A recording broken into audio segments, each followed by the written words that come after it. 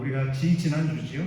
마가복음의 기적 이야기라고 하는 것으로 여러분들과 말씀을 나누는 그런 시간을 가지고 있는데요. 마가복음 1장 21절에서 28절에 보면 마가복음에 기록되어 있는 첫 번째 기적 이야기, 회당에서 더러운 귀신을 쫓아내신 이야기를 살펴보았습니다. 이 마가복음 1장 21절에서 28절에 기록되어 있는 이 더러운 귀신은 우리가 흔히 하는 이야기로 어떤 의학적으로 빙의, 귀신 들렸다라고 하는 그런 것이 아니고요. 어떤 정신적인 질병 그런 게 아니라 마가가 이야기하는 더러운 귀신이라고 하는 것은 우리 마음속에 있는 온갖 더러운 탐심, 시기하는 마음, 미워하는 마음, 그런 모든 것들, 그런 것들이 떠나가는 것을 의미하고 있다라고 말씀을 드렸어요. 오늘 저와 여러분이 오늘 본문 말씀 마가복음 1장 29절에서 31절, 29, 30, 31절이니까 세 절밖에 되지를 않지만 아주 중요한, 정말 마가복음의 핵심을 담고 있다라고 말씀을 드릴 수 있을 정도로 그렇게 중요한 본문이 오늘 본문의 말씀입니다. 여러분들이 제가 말씀을 봉독해 드릴 때 별 얘기도 없네 이렇게 이제 말씀을 읽으셨을 수 있을 것 같아요. 그렇게 읽으셔야지 잘 읽으신 거예요. 그래야 제가 여러분들께 설명을 드렸을 때 그렇구나 이렇게 이제 깨닫게 되실 텐데, 오늘 세 절밖에 되지는 않지만 이 말씀을 함께 읽고 묵상함을 통해서 그렇구나 이렇게 고백할 수 있는, 정말 하나님의 놀라운 역사가 이렇게 진행이 되는구나 라고 하는 고백이 저와 여러분들에게 있을 수 있기를 다시 한번 부탁을 드립니다. 우리 29절 말씀을 함께 같이 읽어보도록 하겠습니다. 29절 같이 봅니다. 회당에서 나와 곧 야고보와 요한과 함께 시몬과 안드레의 집에 들어가시니, 이렇게 되어 있어요. 회당에서 나와 곧 야고보와 요한과 함께 시몬과 안드레의 집에 들어가시니, 여기를 잘 보시면 회당에서 나와 집에 들어가시니, 즉 회당이라고 하는 장소와 집이라고 하는 것이 이렇게 대조가 되고 있고요. 그리고 나왔다라고 하는 동사와 들어갔다라고 하는 동사가 이렇게 대조가 되고 있는 모습을 볼 수가 있습니다. 예수님께서 회당에서 나오셨다라고 했을 때의 이 회당은요, 마가복음 1장 21절에 기록되어 있는 가버나움 회당을 의미하고 있습니다. 이 가버나움 회당에서 나왔다라고 하는 것은 기존 유대교의 거점인 회당에서의 이탈을 의미하고 있습니다. 다시 말씀드려서 마가복음을 기록한 이 마가의 입장에서는 더 이상 회당이, 그러니까 가버나움 회당이지요, 이 회당이 영적인 영향력을 발휘하거나 하나님 나라가 실현되는 장소가 아니다라고 하는 것입니다. 마가복음 1장 21절에 18절 말씀을 2주 전에 우리가 살펴보았습니다만, 이 회당이 더러운 영에 사로잡힌 사람들이 터잡고 있는 장소로 그렇게 마가가 묘사를 하고 있고, 그 더러운 영에 사로잡혀 있는 이 사람들을 예수님께서 회복하시는 그 말씀이 바로 마가복음 1장 21절에 18절에 기록되어 있는 말씀이라고 제가 설명을 드렸습니다. 회당에서 나오셔서 집에 들어가셨다라고 되어 있어요. 마가는 이 집을 새로운 의미의 회당으로 지금 표현을 하고 있습니다. 즉 하나님 나라가 실현되는 장소로 보고 있는 것이죠. 새로운 공동체의 형성을 암시하고 있습니다. 제가 마가복음 2장 1, 2절을 한번 읽어드릴 테니까 잘 한번 보시기 바랍니다. 마가복음 2장 1절 2절, 수일 후에 예수께서 다시 가버나움에 들어가시니 어디에 계시다는 소문이 들렸다고요? 집에 계시다는 소문이 들린지라. 많은 사람이 모여서 문 앞까지도 들어설 자리가 없게 되었는데 예수께서 그들에게 무엇을 말씀하셔요? 도를 말씀하셔요. 예수님이 하나님 나라의 도, 하나님 나라에 이르는 길을 지금 선포하고 계시다라고 하는 것이죠. 자, 여러분, 마가가 오늘 본문을 기록한 의도에 대해서 우리가 먼저 잘 깨닫고 오늘 말씀을 살펴봤으면 좋겠는데요. 새로운 공동체라고 하는 것, 즉 유대교, 유대인들에게 있어서의 모든 삶, 신앙의 본거지는 회당이라고 하는 곳입니다. 예루살렘 성전입니다. 그런데 마가가 마가복음을 기록하면서 오늘 새로운 공동체는 그냥 우연히 시간이 지나가면서 생기는 게 아니라 시몬의 장모와 같은 여인들이 있었다라고 하는 것을 보여주고 있고요. 한 여인의 변화를 통해서 새로운 공동체가 싹트기 시작을 했고, 그러한 여인의 봉사의 터 위에 교회가 세워지게 되었다라고 하는 것을 말하고 싶었던 그 의도로 마가복음을 기록했다라고 하는 것입니다. 그렇다면 시몬 베드로의 장모의 삶은 어떻게 변화가 되었는가라고 하는 것이 저와 여러분의 관심입니다. 사람들이 말했다고 하는 그녀에 대해서 살펴보려고 하는데요. 여러분 30절 한번 읽어보겠습니다. 30절 같이 봅니다. 시몬의 장모가 열병으로 누워있는지라 사람들이 곧 그 여자에 대하여 예수께 여짜온되, 이렇게 되어 있습니다. 여러분 오늘 본문의 말씀에 보면 마가복음의 첫 번째 병자로 등장하고 있는 여인이 바로 시몬 베드로의 장모님이에요. 이 시몬 베드로의 장모님이 지금 누워 있어요. 그런데 무엇으로 누워 있다라고 되어 있죠? 오늘 본문에 보면 그래요. 한번 따라해 주실까요? 열병으로. 그래요. 열병으로 누워 있다라고 하는 것입니다. 그런데 여러분, 이 열병으로 누워 있다라고 하는 이 말이 굉장히 중요한 말이에요. 제가 설명을 드리면 이제 우리말도 그렇고 이 언어마다 동사가 굉장히 중요합니다. 동사가. 그런데 동사를 표현하는 방법이 각 나라의 언어마다 조금씩 차이가 있는데, 예수님 시대에 사용을 했었던 이 헬라어에 있어서도 이 동사가 굉장히 중요합니다. 그런데 시몬의 장모가 열병으로 누워있다라고 했을 때 이 누워있다라고 하는 표현을 이제 문법적인 용어로 미완료로 쓰여 있는데, 이 미완료라고 하는 게 어떤 의미냐면 열병으로 누워있는데요, 열병으로 한 번만 누워있었던 게 아니라 여러 번 반복해서 열병으로 누워있었다, 이렇게 기록이 되어 있어요. 열병으로 누워있는데 여러 번 반복해서 이 열병 때문에 누워있었다, 이렇게 헬라어 성경에 기록이 되어 있거든요. 문제는 그 시몬의 장모, 이 여인을 누워있게 한 그 열병이 어떤 열병이냐라고 하는 것을 우리가 생각을 해봐야 되는데, 여러분, 열병이라고 하는 게 어떤 병이냐면 이 열이라고 하는 것이요, 불이 일어나다, 불을 사르다, 불을 피우다 라고 하는 뜻에서의 열이에요. 그리고 병, 이게 합쳐진 단어입니다. 다시 말씀드리면 병이 났는데요, 얼마나 뜨겁고 얼마나 막 이렇게 온도가 올라가는 그런 병이다라고 하는 것이죠. 그래서 성경을 주석하는 많은 분들이 이 시몬의 장모님의 열병이 어떤 병일까를 연구를 했는데요, 많은 분들이 이 열병을 말라리아로 이렇게 이야기를 합니다. 저희도 베트남에 다녀오고 했습니다만, 뜨거운 지역에 이 말라리아나 댕기열, 이런 이제 열이 많이 나는 그런 병이 있다라고 하는 것이죠. 그런데 강일상 목사님이 쓰신 마가복음의 이야기에서 강일상 목사님은 이 열병을 뭐라고 주석을 붙였냐면, 단순히 이 말라리아로 병이 나서 여러 번 누워 있었던 것이 아니라, 오늘 본문에서의 시몬 장모의 열병은 열불이 난 상태, 즉 화병으로 보는 게 맞겠다라고 주석을 해놓고 계시고요.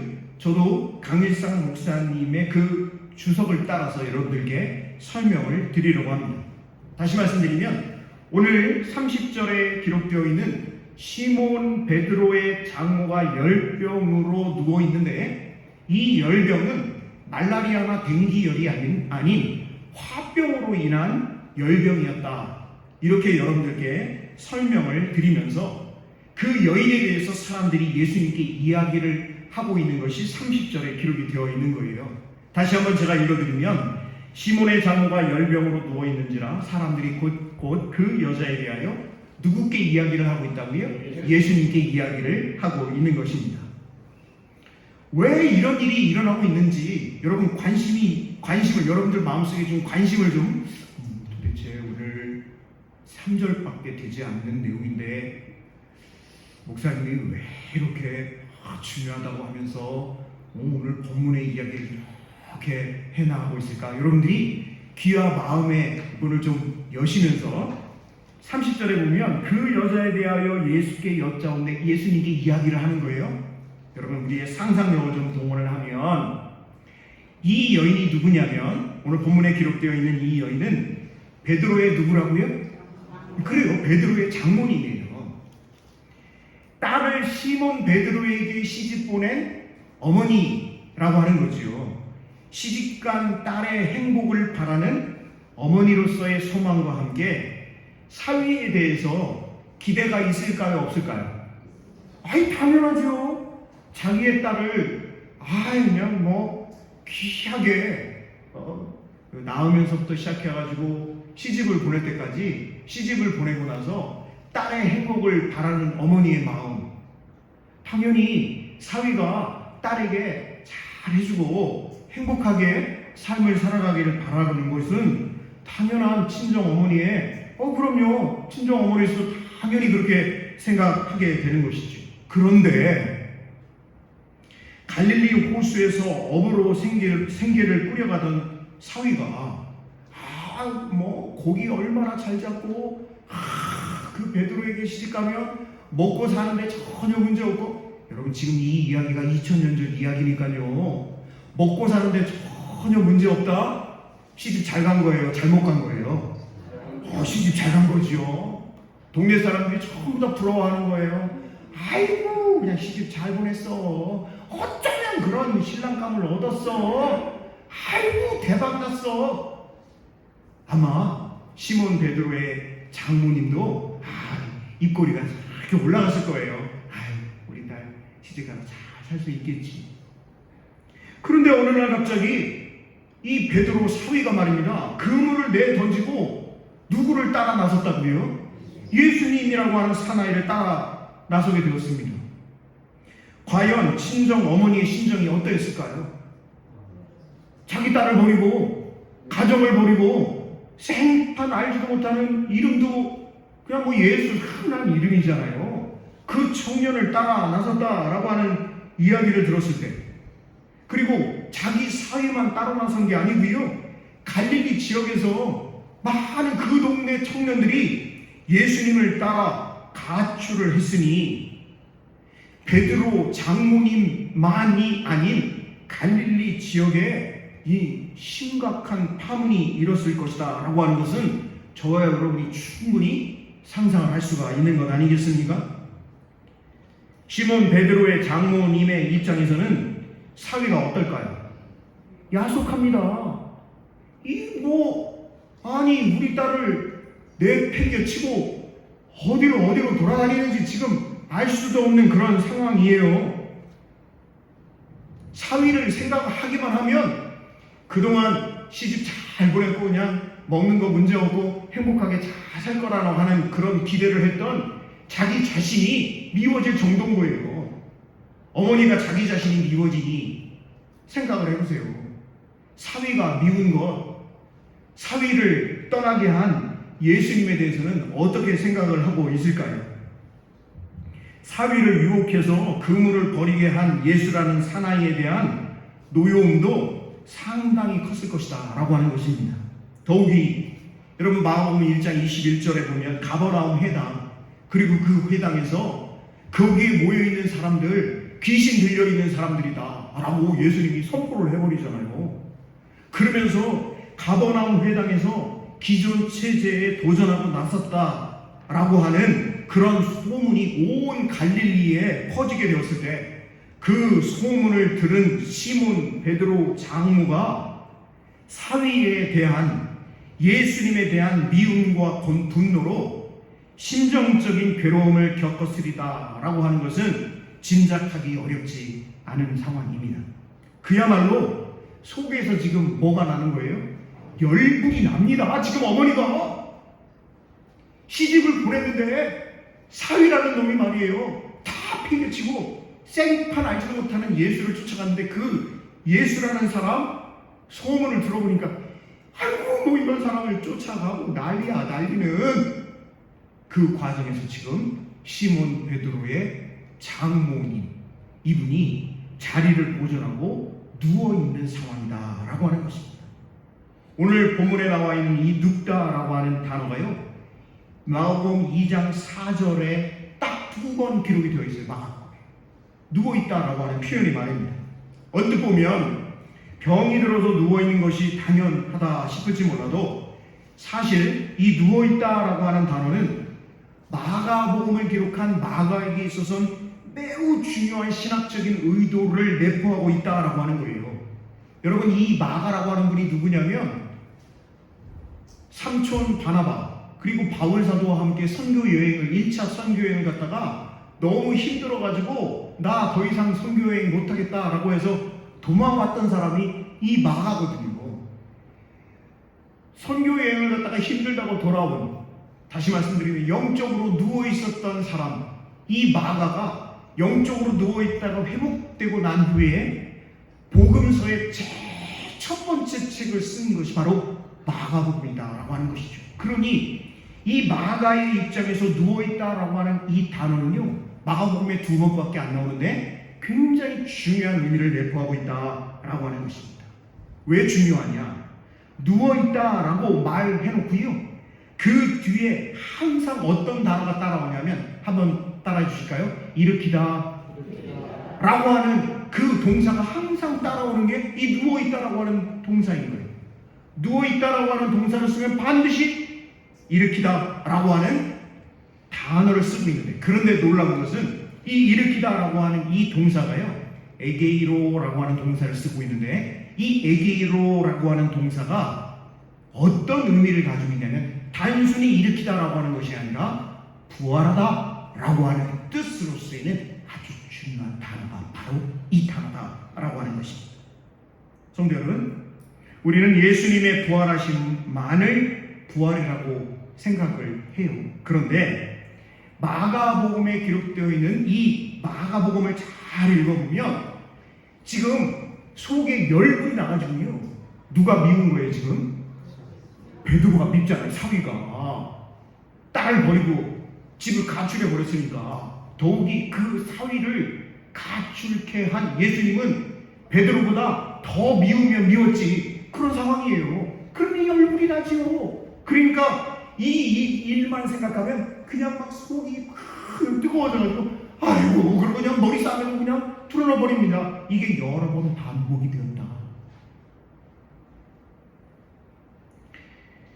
31절 한번 같이 한번 읽어보겠습니다. 31절, 자 시작. 나아가사 그 손을 잡아 일으키시니 열병이 떠나고 여자가 그들에게 어떻게 했다고요? 수종드니라, 이렇게 기록이 되어 있어요. 시몬 장모에 대한 예수님의 치유가, 한번 따라해 주실까요? 나아가사라고 하는 말로 시작을 하고 있어요. 누워있는 여인의 손을 잡아 일으키려면 어떻게 해야 돼요? 가까이 나아가야 되잖아요.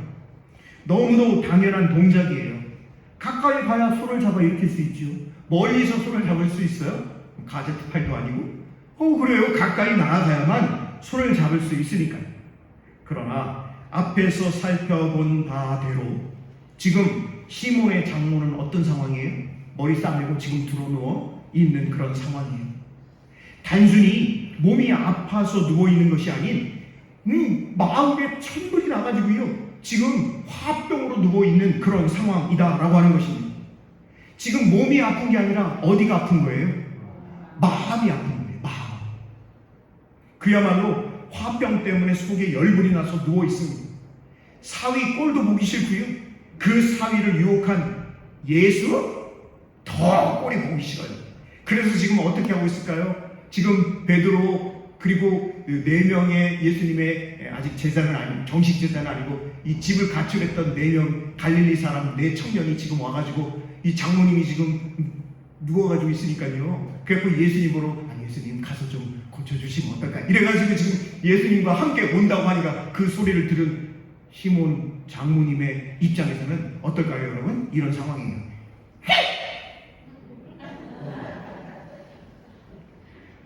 이런 상황은 어떤 상황일까요? 여러분 죄송해요. 부부싸움 했을 때 한번 생각해보세요. 부부싸움. 그러면 어때요? 밥 먹어. 그래. 안 먹어. 배고플 때 밥 먹어. 뭔 얘기를 해도 이야기가 통하지 않는 그런 상황입니다. 나아가서 즉 가까이 가셔서라고 하는 이 다가감 속에 말로는 다 표현 못할 우여곡절이 있다라고 하는 것입니다. 예수님의 인격을 접함으로 이 여인에게 일어났을 마음의 변화를 우리가 잘 캐치해야 하겠습니다. 속에 열불이 나서 누워있지만 시몬의 장모도 예수님에 관한 소식을 듣고 있는 거예요. 누구보다도 더 관심이 가는 건 아니겠습니까? 예수님에 대한 선입견이 분명히 있었죠.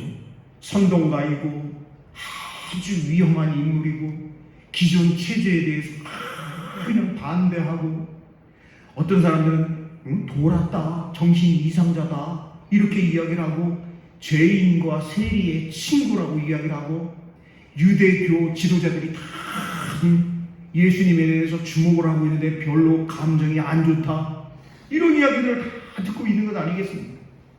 그러나 그러한 나쁜 소문에도 불구하고 시몬의 장모에게는 풀리지 않는 의문이 있었던 거예요. 도대체 예수라고 하는 저 청년이 어떤 사람이기에 아니 그래 멀쩡하게 고기잡이 잘하고 있었던 사위 베드로로 하여금 그물을 버리고 따라 나서게 할 수 있었을까? 생계도 내팽개치고 가정도 내팽개치고 아니 우리 딸까지 내팽개치고 아니 그 무엇을 예수라는 청년이 가지고 있기에 우리 청년들 비롯한 우리 사위까지 저렇게 따라 나선 걸까라고 하는 그런 생각을 가지고 있었다라고 하는 것이죠. 그런데 정작 이 예수님을 가까이 접하고 보니까 베드로의 장모님 이 여인에게도 보이지 않던 것이 보이게 되었던 것입니다. 예수님이 다가가는 과정을 통해 그동안 깨닫지 못했던 예수님에 대해 깨닫게 되었던 것입니다. 자기 사위가 예수님을 따라 나선 까닭도 점차 이해하게 되었습니다. 가까이 다가오셔서 손을 잡아 일으키시는 주님의 인격 앞에서 자신도 예수님을 따르고 싶다는 충동을 느낄 정도로 감화를 받았다라고 하는 것이죠. 이 모든 선입견과 의문이 예수님이 가까이 오셔서 손을 잡아 일으키시는 것을 통해서 다 풀어지게 되었다라고 하는 것입니다. 손을 잡아 일으키시니 여러분 한번 따라해 주실까요? 손을 잡아 일으키시니 성경에서요 특별히 하나님의 손, 예수님의 손은요 권능을 의미하고 있어요. 예수님께서 손을 잡아 일으키시니 예수님이 예수님의 권능으로 베드로의 장모님의 손을 잡아 일으키니 마음의 열병, 화병, 사위에 대한 미움, 예수님에 대한 미움 그 모든 것들이 순간 다 눈 녹듯 사라지게 되고 예수님이 자신의 손을 잡아 일으키는 그 순간 하나님의 은혜, 주님의 은혜가 폭포수같이 임하게 되었다라고 하는 사실입니다. 할렐루야. 나도 우리 사위처럼 예수님을 따르고 싶다. 나도 우리 동네 청년들이 예수님을 따라 나섰던 그 마음을 이제야 이해하게 되었다. 나도 그분처럼 예수님처럼 살아가고 싶다 라고 하는 심경의 변화를 일으켰던 거예요. 손을 잡아 일으킴을 통해 삶의 변화가 일어나게 되었습니다. 제가 좀 전에 설명드린 대로 마가는 일으켰다라고 하는 말로 시몬 장모의 부활을 선포하고 있는 겁니다. 화병으로 누워있는 한 여인을 치료하여 낫게 한 이 이야기를 통해서 마가는 병의 치료만을 이야기하고 있는 것이 아니라 병 치료 의미의 그 이상의 의미를 지금 이야기를 하고 있는 것입니다.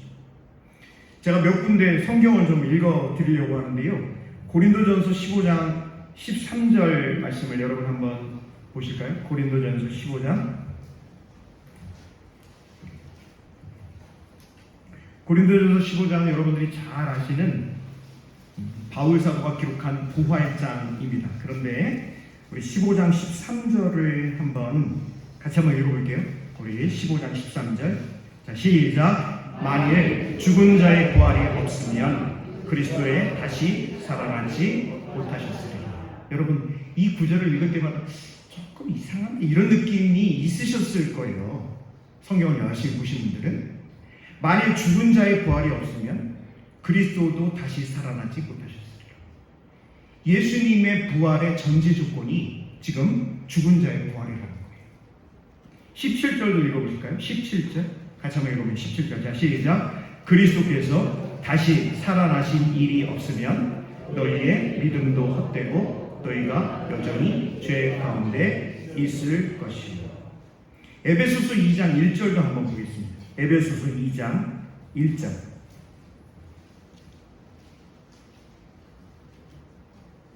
에베소서 2장 1절 같이 보면 시작. 그는 허물과 죄로 죽었던 너희를 어떻게 하셨다고요? 살리셨다. 예, 여러분. 이 부분을 제가 여러분들께 왜 소개를 해드렸냐면 우리가 생각하는 부활과는 어떤 부활관이냐면 바울 사도가 이야기한 데살로니가 후서에 기록되어 있는, 그리고 요한 사도가 기록한 요한계시록에 기록되어 있는 그 부분을 이렇게 적절하게 잘 이렇게 융합을 해서 만든 그런 부활관, 그거를 가지고 있어요. 그러니까 다시 말씀드리면 우리는 죽게 되는데 죽고 나서 예수님이 재림하시는 그때 우리가 부활하게 되고, 그리고 신령한 몸을 입게 되고, 그리고 하나님 앞에 서게 되었을 때 하나님의 백보좌 심판이 있고 나서 영원한 천국, 영원한 영생, 영원한 죽음으로 나뉜다 라고 하는 것이 저와 여러분이 가지고 있는 부활관입니다. 틀렸다는 게 아니고요. 그 부활관에 대해서 우리가 알고 있고, 그렇게 부활 그러면 우리가 죽고 나서 예수님 재림 때 부활하는 것으로 그렇게 이제 생각을 하고 있어요.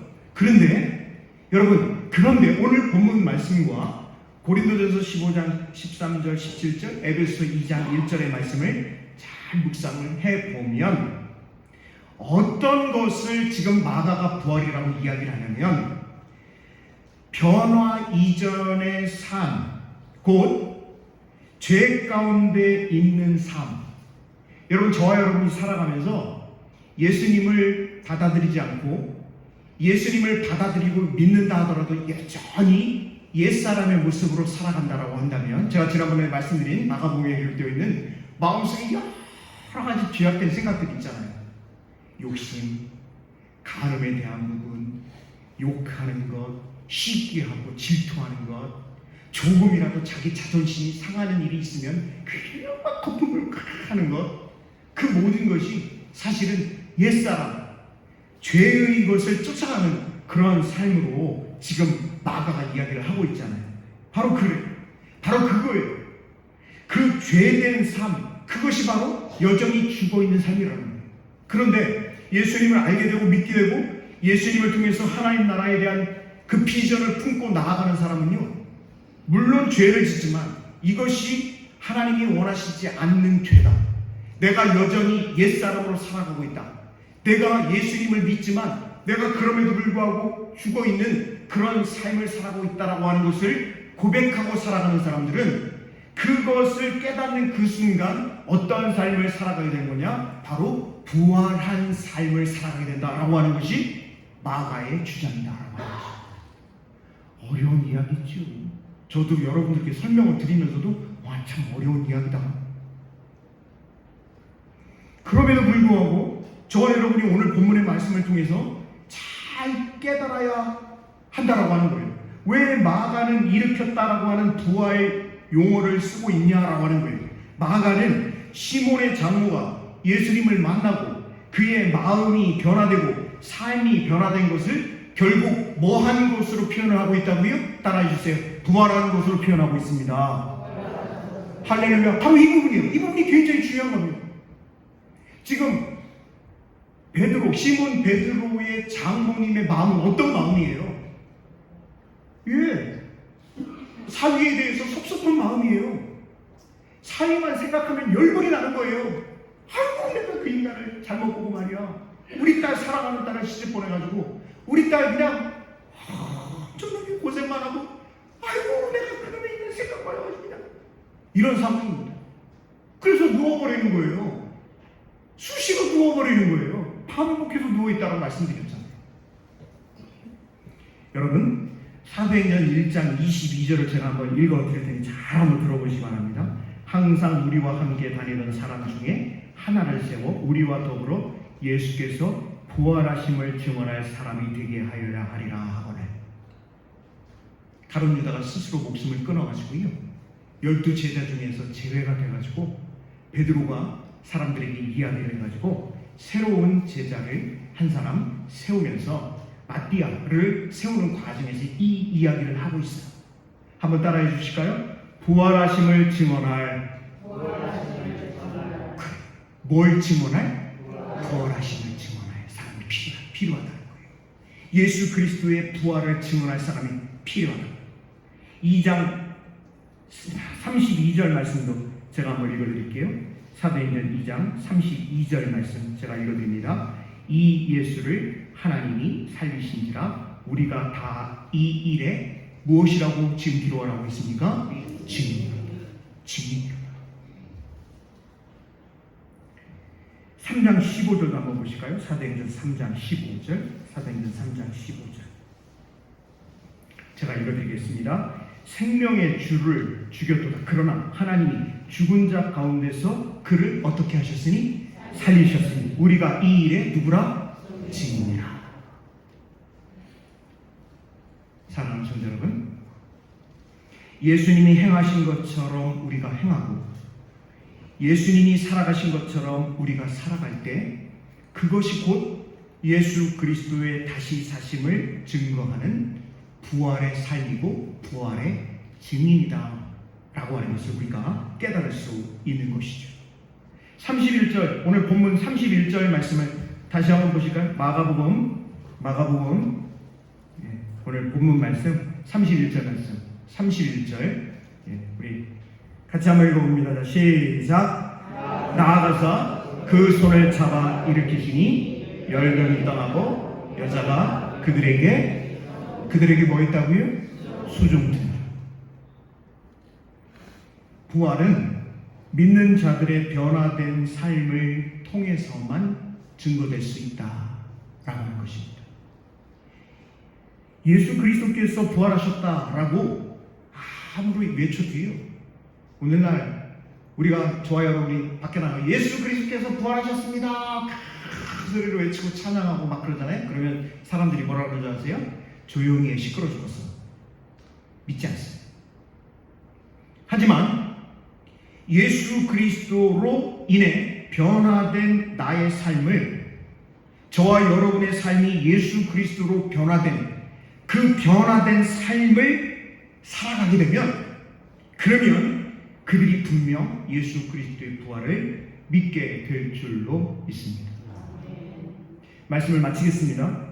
우리는 오늘 본문 말씀을 통해서 회당이라고 하는 유대인들의 공동체를 이탈해서 집이라고 표상되는 새로운 공동체를 형성해 가는 과정을 볼 수가 있습니다. 이러한 초대교회 공동체는 시몬의 장로와 같은 삶이 변화된 그런 사람들의 섬김을 통해 이루어졌다라고 하는 거예요. 누워있던 여인이 일으켜지고 병든 실존이 변화되어 섬기는 일을 함으로 예수님의 선교 활동에 새로운 전기가 마련되고 있음을 볼 수가 있습니다. 결국 한 여인, 한 사람이 일으켜 세워지고 자신의 삶에 있어서 불만과 온갖 스트레스로 누워버린 거예요. 죽은 상태인 거예요, 영적으로. 그런데 예수님께서 찾아오셔서 그 여인의 손을 잡아 일으켜 주심으로 이제 부활의 삶으로 나아가고 있음을 볼 수가 있습니다. 바라기는 오늘 예배하며 하나님 앞에 찬송으로, 기도로, 또 물질로 헌신하며 나아가는 저와 여러분의 모든 삶도 매 순간순간마다 예수 그리스도로 새로워지고, 말씀으로 새로워지고, 기도로 새로워져서 저와 여러분의 삶이 지금부터 부활의 삶을 살아갈 수 있는 귀한 하나님의 사람들 되실 수 있기를 소망합니다. 네. 기도하겠습니다.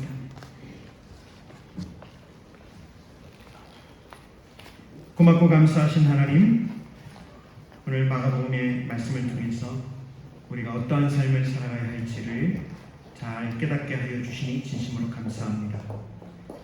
화병으로 인해서 여러 번 누워있고 영적으로 죽어있던 시몬 베드로의 장모가 예수님을 인격적으로 만남을 통해 새로워지고, 그 여인의 삶이 예수님과 예수님의 제자들을 수종들게 된 초대교회의 귀한 이론으로 부활의 삶을 살아가게 되었던 것처럼 이 시간 예배하는 우리 모두도 그렇게 부활의 사람, 부활의 증인들로 나아가기에 부족함이 없게 역사하여 주시옵소서. 예수님 귀하신 이름으로 감사하며 기도드립니다. 아멘.